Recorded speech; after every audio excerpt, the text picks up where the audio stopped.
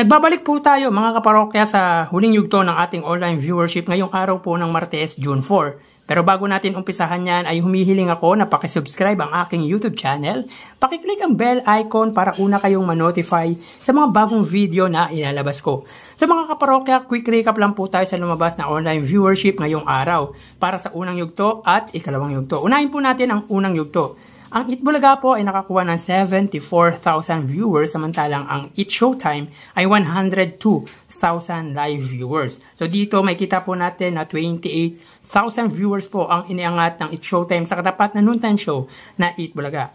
Sa ikalawang yugto naman po, ang Itbulaga ay nakakuha ng 89,000 viewers samantalang ang It Showtime ay 157,000 viewers.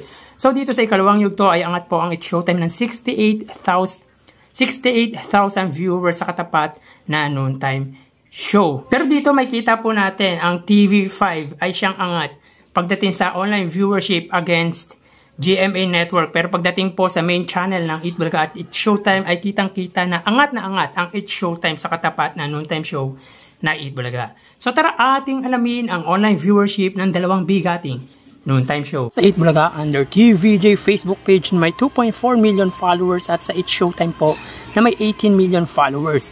So mga kaparokya, sa ikalawang yugto, ang Itbulaga po ay may 7,000 viewers samantalang ang It Showtime ay may 30,000 viewers. So sa ikalawang yugto ay 23,000 viewers po ang iniangat ng It Showtime pagdating sa live viewership nila sa Facebook. So check po natin mga kaparokya as of 2:10 PM. Makita po natin dito na ang It Showtime po ay may kasalukuyang segment na tawag ng tanghalan. At ang Itbulaga naman po, sila po ay may kasalukuyang segment na sugod bahay mga kapatid. Dito ang It Showtime ay may 8,500 viewers samantalang ang Itbulaga naman po ay may 4,700 viewers.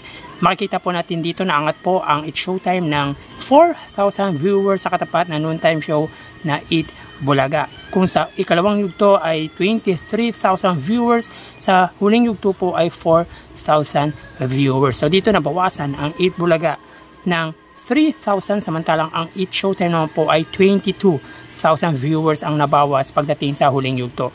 Mapunta naman po tayo sa TV Network YouTube channel at unahin po natin ang TV5 Philippines na may kasalukuyang subscribers na 1.81 million subscribers. Ang It Showtime naman po, under po yan sa GMA Network YouTube channel na may kasalukuyang subscribers na 35.3 million.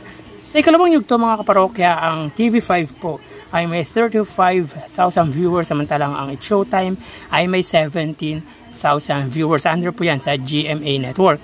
So let's check. As of 2:11 PM, ang GMA Network ay may 19,000 viewers. Ang Itbulaga naman po, sila po ay may 29,000 viewers under TV5. So ulitin po natin, as of 2:11 PM, ang It Showtime under GMA ay may 19,000 viewers. So dito sa huling yugto ay nadagdagan po ang It Showtime under GMA ng 2,000 viewers. Samantalang ang Itbulaga naman po under TV5 na may 29,000 viewers. So dito pagdating sa huling yugto ay nabawasan po ang TV5 ng 6,000 viewers. Magkaganon man, makikita po natin angat pa rin po ang TV5 sa katapat na YouTube channel ng GMA ng 10,000 viewers. So mapunta naman po tayo sa main YouTube channel ng dalawang noontime show para po sa It Showtime. Under po yan sa ABS-CBN It Showtime na may 2.24 million. At ang Itbulaga, under po yan sa Itbulaga TVJ YouTube channel na may 1.01 million subscribers. So sa ikalawang yugto, ang Itbulaga po ay may 47,000 viewers at ang It Showtime ay may 110,000 viewers. So sa ikalawang yugto po ay angat po ang It Showtime sa katapat na noontime show na Itbulaga ng 63,000 viewers. So let's check as of 2:13 PM. Ang It Showtime po, sila po ay may 68,000 viewers. Ang Itbulaga naman po, sila po ay may 37,000 live viewers. So ulitin po natin mga kaparokya, as of 2:13 PM, ang It Showtime, sila po ay may 68,000 viewers. So pagdating sa huling yugto ay wasan po ng 42,000 viewers ang Eat Showtime, samantalang ang Eat Bulaga naman po, sila po ay may 37,000.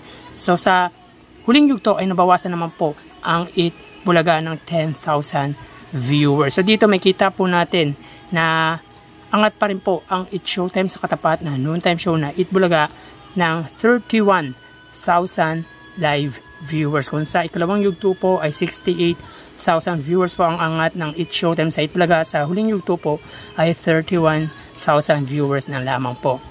Bali ang total na nakuha ng dalawang noontime show ay, para po sa Eat Bulaga, sila po ay nakakuha ng total live viewership sa huling yugto ng 70,000.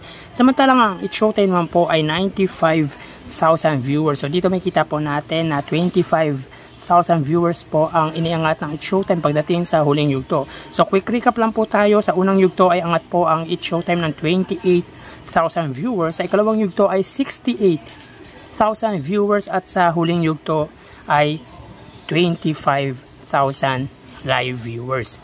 So malaki po ang nabawas na viewers ng Eat Showtime pagdating sa huling yugto, unlike sa Eat Bulaga na 19,000 viewers lang po ang nabawas na viewers ng Eat Bulaga. So dyan po nagtatapos ang ating online viewership ngayong araw po ng Martes, June 4, at bukas po ay matutunghayan po natin ang panibagong yugto ng ating online viewership ng dalawang noontime show. Magpapaalam na po muna ako. Thank you and God bless.